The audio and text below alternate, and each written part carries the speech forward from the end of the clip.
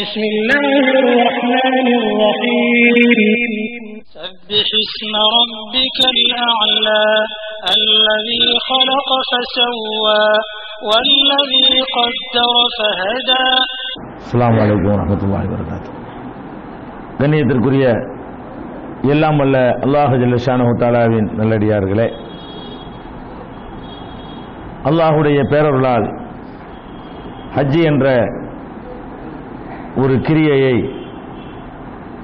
நபிகள் நாயகம் ஸல்லல்லாஹு அலைஹி வஸல்லம் அவர்கள் கற்றுத்தந்த முறையில் நாம் எவ்வாறு செய்து முடிப்பது, இதை அறிந்து கொள்வதற்காக நாம் எல்லாம் இங்கே வருகை தந்திருக்கிறோம். இந்த ஹஜ்ஜி காரியத்தை விமானத்தில் ஏறியதிலிருந்து திரும்பவும் விமானத்தில் ஏறி நம்முடைய தாயகத்திற்கு வருகிற வரை நீங்கள் என்னென்ன காரியங்களை செய்ய வேண்டும், செய்யக்கூடாது, எந்த காரியங்களை செய்வது விரும்பத்தக்கது என்பது போன்ற சட்டங்களை எல்லாம் காட்சிகள் வழியாகவும் ஆதாரங்களுடனும் உங்களுக்கு இங்கே விளக்கப்பட இருக்கிறது. அதற்கு முன்னால் இந்த ஹஜ்ஜி என்பது எப்படி நமக்கு கடமையாக்கப்பட்டது, மக்காவுடைய வரலாறு, காபத்துல்லா எழுப்பப்பட்ட வரலாறுகளையும் முதலில் நம்ம கூடுதல் தகவலுக்காக தெரிந்து கொள்ள வேண்டும். இது ஹஜ்ஜோட சம்பந்தப்பட்டது இல்லை. ஹஜ்ஜுக்கு நம்ம விமானத்தில் ஏறும் பொழுதுலேருந்து ஆரம்பிப்பாங்க. அதற்கு முன்னாடி இந்த காபாண்டா என்ன, ஏன் நம்ம ஹஜ்ஜி செய்கிறோம், அதனுடைய பின்னணி என்ன, அந்த ஊருக்கு நம்ம ஏன் போகணும், இந்த மாதிரியான செய்திகளை நம்ம தெரிந்து கொண்டோம்னு சொன்னால் ஒரு கூடுதல் விவரம். அதற்காக வேண்டி அந்த செய்திகளை முதல்ல தெரிந்து கொள்ளலாம். அல்லாஹ் ரப்புல் ஆலமீன் மனித சமுதாயத்தை இந்த பூமியிலே படைத்த பொழுது, ஆதம் அலைஹிஸ்ஸலாம் அவர்களை பூமியிலே படைத்தவுடனே அவனை வணங்குவதற்காக ஒரு ஆலயத்தை எழுப்புமாறு அல்லாஹ் கட்டளையிடுகிறான். அந்த ஆலயம் தான் காபா. நம்ம நிறைய பேர் நினைக்கிற மாதிரி இப்ராஹிம் நபி கட்டினது காபா என்று தப்பாக நினைத்துக் கொண்டிருக்கிறார்கள். திருமறை குர்ஆன் சொல்கிறது, இன்ன அவ்வள பைத்தின் உலியலின் நாஸ் லல்லதி பிபக்கா, மனிதர்களுக்காக வேண்டி இறைவனை வணங்குவதற்கு எழுப்பப்பட்ட முதல் ஆலயம் பக்கா. பக்கா என்ற மக்காவுக்கு பழைய பேர். இப்பதான் நம்ம மக்கான்னு சொல்றோம். மக்கா என்ற ஊருடைய பூர்வீக பேர் என்னென்று சொன்னா பக்கா. பக்கான்னு அல்லாஹ் குர்ஆன்ல அந்த வார்த்தையை யூஸ் பண்றான். லல்லதி பிபக்கா, பக்கா என்ற அந்த ஊரில் இருக்கக்கூடிய ஆலயம் தான் இறைவனை வணங்குவதற்காக உலகத்தில் எழுப்பப்பட்ட முதல் பள்ளிவாசல், முதல் ஆலயம் என்று குர்ஆன்ல சொல்லப்பட்டிருக்கிறது. அப்ப முதல் ஆலயத்தை முதல் மனிதர் தான் கட்டியிருப்பார்.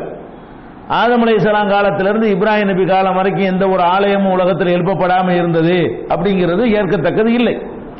அதனால அல்லாஹ் ரப்புல் ஆலமீன் ஆதம் அலைஹிஸ்ஸலாத்து வஸ்ஸலாம் அவர்களை அந்த அரபு பிரதேசம் இப்ப இருக்கு பாருங்க, அந்த பகுதியில் தான் இறக்கி அவர்கள் அங்கே இறைவனை வணங்குவதற்காக வேண்டி ஒரு ஆலயத்தையும் எழுப்புகிறார்கள். அவங்க தான் எழுப்பியிருப்பாங்கிறதுக்கு இன்னொரு ஆதாரம் என்னன்னு கேட்டா, அதனுடைய ஹைட், அந்த உயரம். இப்ப நமக்கெல்லாம் அவ்வளவு உயரம் அவ்வளவு போதும்ல. காபாங்கிற அந்த கட்டடம் இருக்குத, நம்ம வெளியே நின்று தொழுதுகிட்டு இருக்கிறோம்.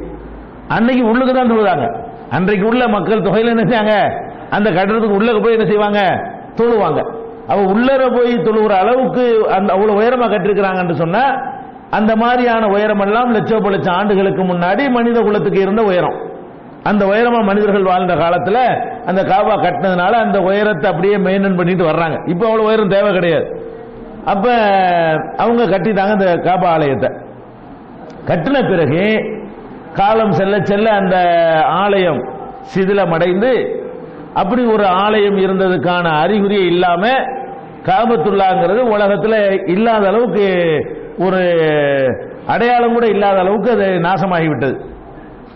இதற்கு பிறகுதான் இப்ராஹிம் நபி வரைக்கும் அந்த காபா கிடையாதுங்க. ஆதம் அலைஹிஸ்ஸலாம் காலத்தில் கட்டப்பட்ட அந்த காபா இப்ராஹிம் அலைஹிஸ்ஸலாத்து வஸ்ஸலாம் காலம் வரைக்கும் உலகத்தில் அந்த காபா அந்த இடம் தான் இருந்ததை தவிர கட்டடம் கிடையாது.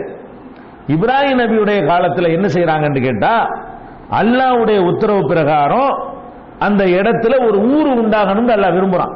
இப்ப மக்கா உண்டாவது பாருங்க, மக்காங்கிற ஊர் இருக்க, இது ஒரு பாலைவனம், எந்த மனிதன் வாழல, வெறும் வெட்ட வெளியாக இருக்கிறது.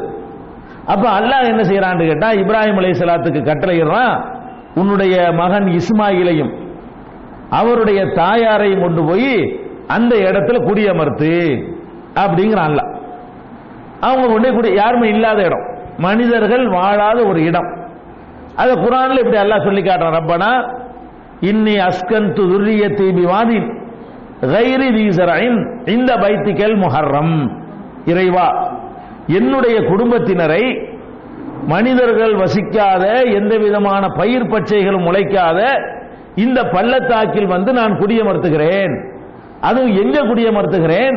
இந்த பைத்திகல் முஹர்ரம், உன்னுடைய புனிதமிக்க ஆலயத்திற்கு அருகில்ங்கிறார். அந்த இடம் இருந்திருக்கப்ப இப்ராஹிம் நபி காலத்துக்கு முன்னாடி அந்த இடம் இருந்தா தான் அந்த இடத்தை தான் மென்ஷன் பண்றாரு. உன்னுடைய புனிதமான ஆலயம் இருக்குத அந்த இடத்தில் கொண்டு வந்து என்னுடைய குடும்பத்தை நான் குடியமர்த்துகிறேன் அவர் சொல்றார். விட்டுட்டு போறார் மனைவியையும் மகனையும். அவங்க ரெண்டு பேரும் அந்த இடத்துல அமர்ந்து வசித்து அதன் மூலமாக ஒரு ஊர் உருவாகணும்னு அல்லாஹ் விரும்புகிறான். அப்பதான் இஸ்மாயில் நபியும் அவங்களுடைய தாயார் ஹாஜர் அம்மா அவர்களும் அங்கு விடப்பட்டு இப்ராஹிம் நபி போயிடுறாங்க. இந்த ரெண்டு பேர் மாத்திர கை குழந்தை தண்ணீருக்காக அந்த குழந்தை தவிக்கிற நேரத்தில் தான் அவங்க ஹாஜர் அம்மா என்ன பண்றாங்கன்னு கேட்டா, தண்ணீர் கிடைக்குமா என்று சபாங்கிற மலையிலிருந்து மருவாவுக்கு ஓடுறாங்க, மருவாங்கிற மலையிலிருந்து சபாவுக்கு வர்றாங்க. அதெல்லாம் கூட நம்ம ஹஜ் கிரியாகி போச்சு. அவங்க தாகத்துக்காக வேண்டி ஓடுனது நம்மளும் இப்ப ஹஜ்ஜுக்கு போனா அந்த மலையில் நம்மளும் ஓடணும். அந்த அம்மாவுடைய தியாகத்தை எல்லாம் நன்றியோட ஏற்றுக்கொண்டு என்ன செஞ்சுட்டான்னா அதை நம்ம கடமையாக்கி இருக்கிறோம். அது எப்படி ஓடணும் என்னங்கிறது உங்களுக்கு சட்டங்களை விளக்கும் போது சொல்லுவாங்க. இப்ப அது மலையா கூட உங்களுக்கு தெரியாது, எல்லாம் ஃபுல்லா கவர் பண்ணிவிட்டான். சபா மருவாங்கிறது ஒரு மலையாகவோ குன்றாகவோ உங்களுக்கு தெரியாத அளவுக்கு ஃபுல் கவர் பண்ணிவிட்டான்னு வைங்களேன். அந்த காலத்தில் மலையா இருந்தது. அப்ப சபாவில் இருந்து மருவா, மருவாவில் இருந்து சபா, இப்படி ஓடுகிறார்கள். அப்ப ஓடி எதுக்கு ஓடுறாங்க? ஏதாவது வியாபாரிகள் போறாங்களா, வர்த்தக கூட்டம் தென்படுதா, அவங்கள்ட்ட ஏதாவது தண்ணி இருக்குமா, அந்த தண்ணியை வாங்கி நம்ம குழந்தைய கொடுக்கலாம் என்று மலையில ஏறி ஏறி பார்க்கறாங்க. அதுக்கு இடையில என்ன ஏற்படுதுன்னா, இஸ்மாயில் அலைஹிஸ்ஸலாம் அவர்கள் எந்த இடத்துல போடப்பட்டிருக்கிறாங்களோ அந்த இடத்துல ஜிப்ரீல் அலைஹிஸ்ஸலாம் அவர்கள் வந்து அவங்களுடைய இறக்கையால் சிறகுனால் ஒரு அடி அடிக்கிறாங்க. அங்கிருந்து நீரூற்று பொங்குகிறது. பாலைவனத்தில் எந்த நிலத்தடி நீரோ மழையோ எந்த விதமான விவசாயத்திற்கான தகுதியே இல்லாத அந்த வறண்ட இடத்துல கீழே இருந்து ஒரு கடல் மடை திரண்ட மாதிரி ஒரு ஊற்று பொங்கி கொண்டிருக்கு. வந்து பார்க்கறாங்க, ஓடிக்கொண்டிருக்கிறது தண்ணீர். அப்ப இது அல்லாஹ் உண்டாக்குன தண்ணீர். இந்த ஜம்சம் என்ற இப்ப சொல்றோம் இல்லையா, அந்த ஜம்சம் என்ற கிணறு வந்து இப்ப கிணறாக இருக்கிறது, அன்னைக்கு ஒரு ஊற்றாக இருந்தது. அப்ப அந்த இடத்துல அந்த தண்ணீர் வந்தா பிரச்சனை தீர்ந்து போச்சு. ஒரு மனிதன் ஒரு இடத்துல வசிப்பதாக இருந்தால் அங்க தண்ணி வேணும். தண்ணி இருக்கிற இடமா தான் போய் குடியேறினாங்க. ஆறோ குளமோ குட்டையோ நிலத்தடி நீரோ கிணறோ இருந்தா தான் மனிதர்கள் வசிக்க முடியும். அந்த மாதிரி ஒரு தண்ணீர் வந்த உடனே அவங்களுடைய பாதி பிரச்சனை தீர்ந்து விடுகிறது. இந்த தண்ணீர் இருக்கிற இடத்துல பறவைகள்லாம் மேல வட்டமிடும் பாருங்க, அதையெல்லாம் பார்த்துட்டு ஒவ்வொருத்தரா வந்து குடியேற ஆரம்பிக்கிறாங்க இந்த இடத்துல. இப்படிதான் இந்த ஊர் உண்டாகுது. ஜுர்ஹம் என்ற ஒரு கோத்திரத்தார் வந்து அங்க வசிக்கிறாங்க. அவங்களிடமிருந்து இஸ்மாயில் நபி அவர்கள் அரபு மொழியெல்லாம் கற்றுக்கொண்டார்கள் வருது. இஸ்மாயில் நபியுடைய தாய்மொழி அரபி கிடையாது, அவங்க வந்து வேற பாஷை பேசினவங்க. இஸ்மாயில்ங்கிற வார்த்தை கூட அரபி கிடையாது. அந்த இடத்துல இருந்த ஜுர்ஹம்ங்கிற கோத்திரத்தார் வந்து அங்க தங்கின உடனே அவங்களிடமிருந்து அல்லம மின்ஹுமுல் அரபிய அரபு மொழியை அவங்கள்ட்ட இருந்து இஸ்மாயில் நபி கற்றுக்கொண்டார்கள் என்று புகாரில கூட ஹதீஸ் இருக்கிறது. அப்ப அந்த அந்த அந்த கோத்திரத்தார் வந்து தங்க ஆரம்பித்த உடனே அங்க ஒரு ஊர் உண்டாகி அதனுடைய பரிணாமம் தான் எது இன்னைக்கு இருக்கிற மக்கா. இந்த மக்கா என்ற ஊர் வந்து அல்லாஹ் வந்து வேணும்னு உண்டாக்குறான். இதுல என்ன கவனிக்க வேண்டியதுன்னு சொன்னா, ஆதம் அலைஹிஸ்ஸலாம் காலத்துல முதல் ஆலயத்தை எழுப்புவதற்கு அந்த இடத்தை அல்லாஹ் தேர்வு செய்யறான். அதுக்கு பிறகு அப்படியே அதை பெண்டிங்ல போட்டுட்டு இப்ராஹிம் நபி காலத்துல என்ன பண்றான்னு கேட்டா அவன் உண்டாக்குறான். யார் வசிக்காட்டாலும் அந்த இடத்துல போய் தான் வசிக்கணும், அங்க வந்து மக்கள் வசிக்கணும், மக்கள் வரணுங்கிறதுக்காக தண்ணீரை அதெல்லாம் உண்டாக்குனால அதிசயமா. அந்த அதிசயத்தை நம்ம இன்னைக்கு பார்த்துட்டு இருக்கிறோம். ஜம்சம்ங்கிற நீர் வந்து கிட்டத்தட்ட இப்ராஹிம் நபியுடைய காலத்துக்கு நமக்கு எடுத்துக்கிட்டோம்னு சொன்னா பைபிள் கணக்கு பிரகாரம் 5000 வருஷத்துக்கு மேலன்னு சொல்லுவாங்க. ஆனால் சரியான ஆய்வு பிரகாரம் எடுத்துக்கிட்டா லட்சம் வருஷம் ஆகிவிட்டது உலகம் தோன்றி. அப்ப லட்சக்கணக்கான ஆண்டுகளாக அந்த இடத்துல உள்ள அந்த நீர் வந்து வற்றாமல் வரக்கூடிய மக்களுக்கு எல்லாம் சப்ளை பண்ணி கொண்டிருக்கிறது. இந்த ஹஜ் நேரத்துல 25 லட்சம் பேர் குடும்பறாங்க. 25 லட்சம் பேர் அதை குடிக்கிறாங்க, இன்னும் பிற தேவைகளுக்கு பயன்படுத்திக்கிறாங்க, டின்கள் அடைச்சி எடுத்துக்கிட்டு வர்றாங்க. ஆனால் அது வற்றுவதில்லை. பாலைவனமா இருந்து கூட அதுல வந்து தண்ணீர் பற்றாக்குறை ஏற்படுவதே இல்லை. அவ்வளவு மக்கள் ஒரு இடத்துல போய் குழுமுறாங்க. ரமலான்ல எல்லாம் பாத்தீங்கன்னா ஹஜ்ஜை விட அதிகமா இருக்கும் உம்ரா கூடக்கூடிய கூட்டம். அந்த மாதிரியான ஒரு மக்கள் திரள் கூடியும் கூட அந்த தண்ணீர் வற்றுவதில்லை. அது அல்லாஹ்விடமிருந்து வந்த அதிசய ஊற்றுதான் என்பதற்கு அந்த வற்றாமல் இருப்பதும் அந்த தண்ணீர் நீண்ட நெடுங்காலம் கெட்டு போகாமல் இருப்பதும் அது ஒரு அற்புதம் என்பதற்கு சான்றாக இருக்கிறது. அப்ப அந்த இப்ராஹிம் நபி அவர்கள் காலத்துல தான் ஹஜ்ஜி முதல்ல கடமையாகுது. ஆதம் அலைஹிஸ்ஸலாம் காலத்துல அதுல தொழுதாங்க, அவ்வளவுதான். அது ஒரு பள்ளிவாசல். அதுக்கு பிறகு வந்தவங்க தொழுதிருப்பாங்க. இப்ராஹிம் அலைஹிஸ்ஸலாம் அவர்கள்ட்ட தான் அல்லாஹ் என்ன சொல்றான்னு கேட்டா, என்னுடைய ஆலயத்தை நீங்க 2 பேரும் சேர்ந்து புதுப்பியுங்கள் அப்படின்னு அல்லாஹ் கட்டளையிடுறான். அந்த ஊர்லாம் உண்டான பிறகு இஸ்மாயில்லாம் வளர்ந்து ஒரு இளைஞராக ஆன பிறகு அல்லாஹ்ட்ட இருந்து உத்தரவு வருது, நீனும் உன் மகனும் போய் என்ன செய்யுங்க, அந்த ஹிரா பைத்தியலி தாயிஃபீன வல் ஆகிஃபீன ஒரு ருக்குஐ சுஜூத், தொழுகிறவங்களுக்கு ருக்கு செய்யறவங்களுக்கு சஜதா செய்யறவங்களுக்காக வேண்டி என்னுடைய ஆலயத்தை நீங்கள் 2 பேரும் தூய்மைப்படுத்துங்கள். இது ஏற்போ இப்ராஹிமுல் பைத்த மினல் கவாயித மினல் பைத் வ இஸ்மாயில், இப்ராஹிமும் இஸ்மாயிலும் அந்த ஆலயத்தினுடைய அடித்தளத்தை உயர்த்தி கட்டினார்கள் எல்லாம் குர்ஆன்ல வருது. அவங்க 2 பேரும் தான் கட்டுறாங்க. அது இரண்டாவது கட்டுறது. ஃபர்ஸ்ட் கட்டினது ஆதம் அலைஹிஸ்ஸலாம், சிதிலம் அடைந்த பிறகு 2வது தடவையாக அந்த காபத்துல்லாவை கட்டினது தந்தையும் மகனுமாக சேர்ந்து அதை கட்டுகிறார்கள். அப்படி கட்டினோன்னு அல்லாஹ் என்ன செய்யறான்னு கேட்டா, வஅذின் லின்னாஸி ஃபில் ஹஜ், ஹஜ்ஜுக்காக வேண்டி மக்களுக்கு நீ அழைப்பு கொடு இப்ராஹிம் நபிக்கு சொன்னதாக அல்லாஹ் குர்ஆன்ல சொல்றான். அந்த ஹஜ்ஜிங்கிற அழைப்பை முதல்ல விட்டவர் யாருன்னு கேட்டா இப்ராஹிம் நபி தான். எல்லாரும் இந்த ஆலயத்திற்கு நீங்க ஹஜ்ஜி செய்ய வாங்க, இந்த இடத்துல சிறப்பு வழிபாடு நீங்க செய்யணும் அப்படின்னு சொல்லி இப்ராஹிம் நபி காலத்தில் உண்டாக்கப்பட்ட கடமையை தான் இஸ்லாம் புதுப்பிக்குது. நபிகள் நாயகம் ஸல்லல்லாஹு அலைஹி வஸல்லம் தான் முதல்ல இதை கடமையாக்குனாங்கன்னு சொல்ல முடியாது. இந்த தொழுகை நோன்பு வேண்டுமானால் நமக்கு முதல்ல கடமைன்னு சொல்லலாம். வேற வேற சமுதாயத்துக்கு வேற மாதிரி தொழுகைகள் இருந்துச்சு. இந்த ஹஜ்ஜை பொறுத்த வரைக்கும் ரசூல் ஸல்லல்லாஹு அலைஹி வஸல்லம் அவங்களுக்கு முன்னாடியே இப்ராஹிம் நபி காலத்திலேயே ஹஜ்ஜி என்ற கடமை இருந்தது. அதனாலதான் அந்த மக்கள் கூட்டம் கூட்டமாக குழுமுறதை பார்த்துட்டு அதை இடிக்கிறதுக்கெல்லாம் வந்தாங்க. ரசூலுல்லாஹ் காலத்துக்கு முன்னாடியே, பிறக்கிறதுக்கு முன்னாடியே அவங்க என்ன பண்றாங்க, ஆபிரஹா என்ற மன்னன் காபாவை இடிக்க வர்றான்ல, அதுக்கெல்லாம் என்ன காரணம், அங்க மக்கள் குழுமுறாங்க. மக்கள் எல்லாம் செல்லக்கூடிய ஒரு இடமா இருக்குது. அவங்களும் ஹஜ் செஞ்சாங்க. அபு ஜஹில்ல இருந்து அபு லஹப் வரைக்கும் எல்லாம் ஹாஜிகள் தான். அல்லாஹ் ஏற்றுக்கொள்ளாத ஹஜ், அது ஒரு விஷயம். அவர்கள்லாம் ஹஜ் செய்தவர்கள் தான். நிர்வாணமா தவாப் செய்வாங்க. இப்ப நம்ம செய்யற எல்லா காரியமும் செய்வாங்க, ஏருக்கு மாறா செய்வாங்க. பணக்காரனுக்கு ஒரு மாதிரி, ஏழைக்கு ஒரு மாதிரி, இந்த இடத்துல பணக்காரன் தங்கணும், அந்த இடத்துல மட்டமான ஆள் தங்கணும்னு சொல்லி தங்குற இடத்துல வேறுபாடு, ஹஜ் செய்யற முறையில வேறுபாடு. காபத்துல்லா விசில் அடிப்பாங்க, கடவுளை வணங்குறோங்கிற பேர்ல ஹஜ்ஜுக்குன்னு வருவாங்க. அங்க செய்யற காரியங்கள் என்னவா இருக்கும்னு கேட்டா, விசில் அடிக்கிறது, ஆட்டம் போடுறது, கூத்தடிக்கிறது, நிர்வாணமாகவே தவாப் செய்யறது. நம்ம பிறக்கும்போது நிர்வாணமா தானே பிறந்தோம், அதனால அல்லாஹ்வுடைய ஆலயத்தை தவாப் செய்யும் போது நிர்வாணமாவே செய்வோம் ஒரு தத்துவத்தை சொல்லிக் கொண்டு இப்படி எல்லாம் சில கிறுக்குத்தனம் பண்ணானே தவிர ஹஜ் இருந்தது. ஹஜ் என்ற பெயர்ல என்ன பண்ணியது, ஹஜ் இருந்தது, உம்ரா இருந்தது. இதுகள் எல்லாம் ஐயா இப்ராஹிம் நபி காலத்தில் இருந்து நபிகள் நாயகம் ஸல்லல்லாஹு அலைஹி வஸல்லம் காலம் வரைக்கும் தொடர்ச்சியாக தொன்று தொட்டு இருந்தது. இதை விளங்கிக்கிறேன். இஸ்லாம் கொஞ்சம் நெறிமுறைப்படுத்துது. நிர்வாணமா செய்யக்கூடாது, இன்னென்ன காரியங்கள் செய்யணும், இன்னென்ன காரியங்கள் செய்யக்கூடாதுன்னு ஒழுங்குபடுத்துற வேலையை தான் நபிகள் நாயகம் ஸல்லல்லாஹு அலைஹி வஸல்லம் செஞ்சாங்க என்பதை விளங்கிக் கொள்ளணும். அடுத்து விளங்கக்கூடிய விஷயம் என்னன்னு கேட்டா, காபா இப்ராஹிம் அலைஹிஸ்ஸலாம் கட்டினாங்கல்ல காபா, அந்த வடிவத்தில் இப்ப உள்ள காபா இல்லை. அது நம்ம விளங்கிக்கிறோம். ஆதம் அலைஹிஸ்ஸலாம் கட்டின காபாவுடைய வடிவத்திலேயோ அல்லது இப்ராஹிம் நபி புதுப்பிச்சாங்களே அந்த வடிவத்திலே இப்ப இருக்கிற காபா கிடையாது. இப்ப பாக்குறீங்களா காபா, இந்த மாதிரி இப்ராஹிம் நபி காலத்தில் இருக்கல. அது எப்படி வருதுன்னு கேட்டா, நபிகள் நாயகம் ஸல்லல்லாஹு அலைஹி வஸல்லம் உடைய காலத்துல காபா சிதிலம் அடைஞ்சிருச்சு. காலத்துல என்றால் அவங்க சின்ன பிள்ளையா இருக்கும்போது, நபிகள் நாயகம் ஸல்லல்லாஹு அலைஹி வஸல்லம் இறை தூதர் ஆகுறதுக்கு முன்னாடி அவங்க சிறுவராக இருந்த காலத்துல காபா சிதிலம் அடைஞ்சு போய் கிடக்கிறது. ஏன்னா இப்ராஹிம் நபி கட்டின காபாவுல பல லட்சக்கணக்கான ஆண்டுகள் ஆன ஒண்ணு அதுல ஒண்ணுமே இல்லை. அப்ப அங்க உள்ள காபிர்கள்லாம் எல்லாம் கூடி என்ன பண்றாங்க, நம்ம இதை புதுப்பிக்கணும் என்று ஒரு முடிவு எடுக்கிறாங்க. புதுப்பிக்கணுங்கிறதுக்காக வேண்டி ஒரு கலெக்ஷனை போட்டு புதுப்பிக்கிறாங்க. காசு பத்தல, பட்ஜெட் போடுறாங்க. என்ன நல்ல ஹைட் இருக்கு, 60 அடி உயரத்துக்கு கட்டணுமா உயரம், அந்த மாதிரி எல்லாம் கட்டுறதா இருந்தா ரொம்ப பட்ஜெட் வேணும். அப்ப பணம் இல்லைன்னு என்ன பண்றாங்கன்னு கேட்டா, கொஞ்சம் பணத்துக்கு தகுந்த அளவு கட்டிக்கிறோமே அப்படின்னு சொல்லி காபாவுடைய அளவு சுருக்கிட்டாங்க. இப்ப நீங்க பாக்குற அளவு இருக்கு, அதெல்லாம் காபா. காபாவுடைய ஒரு 30% விடுபட்டு இருக்கிறது. இப்ப இருக்கிற காபா 70% காபா தான். இன்னொரு 30% இடத்தை நினைச்சு விட்டாங்க, விட்டு விட்டு கட்டிட்டாங்க காபத்துல்லாவை.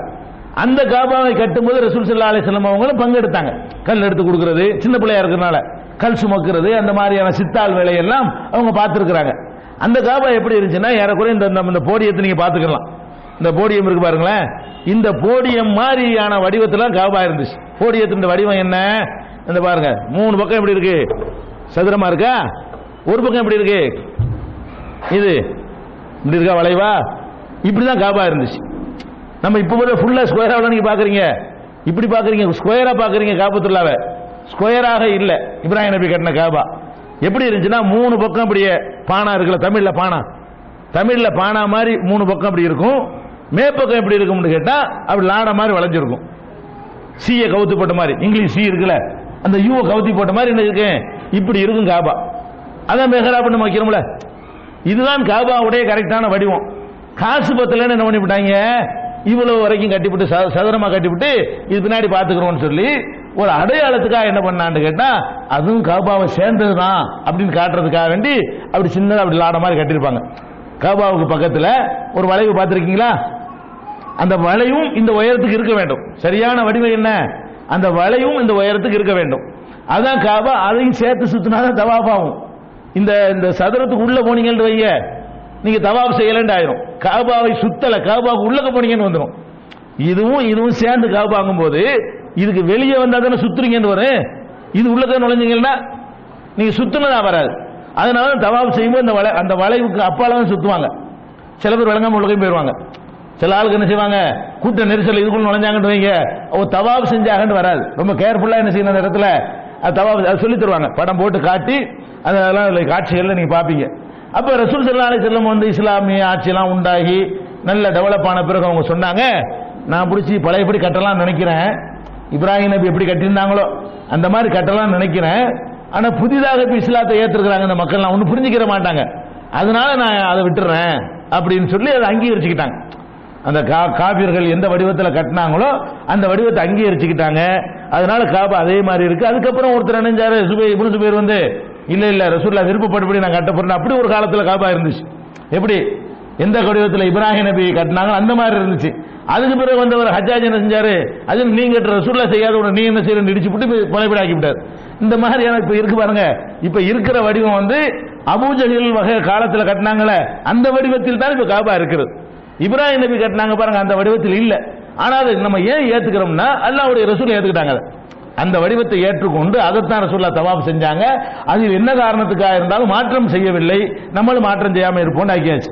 அப்ப இந்த ஹஜ்ஜை நீங்க எடுத்துக்கொண்டீர்களே, ஆனால் ஹஜ்ஜில் செய்யற எல்லா காரியமுமே, ஹஜ்ஜில் உள்ள எல்லா காரியமுமே இப்ராஹிம் நபியுடைய, அவருடைய குடும்பத்தாருடைய, அவருடைய புள்ள குட்டிகளுடைய செயல்களை பிரதிபலிக்கக்கூடிய விதமாக தான் எல்லாமே அமைஞ்சிருக்கும். ஜம்சம் தண்ணீர் எடுத்துக்கொண்டாலும், சஃபா மர்வா எடுத்துக்கொண்டாலும், மினாவுல போய் அவங்க கல்லறிகிறாங்கல்ல, அது கூட சைத்தான இப்ராஹிம் நபி விரட்டினதுக்கு தானே. அவர் விரட்டினார், நம்ம ஒன்றும் சைத்தான் எல்லாம் பார்க்கறது இல்லை.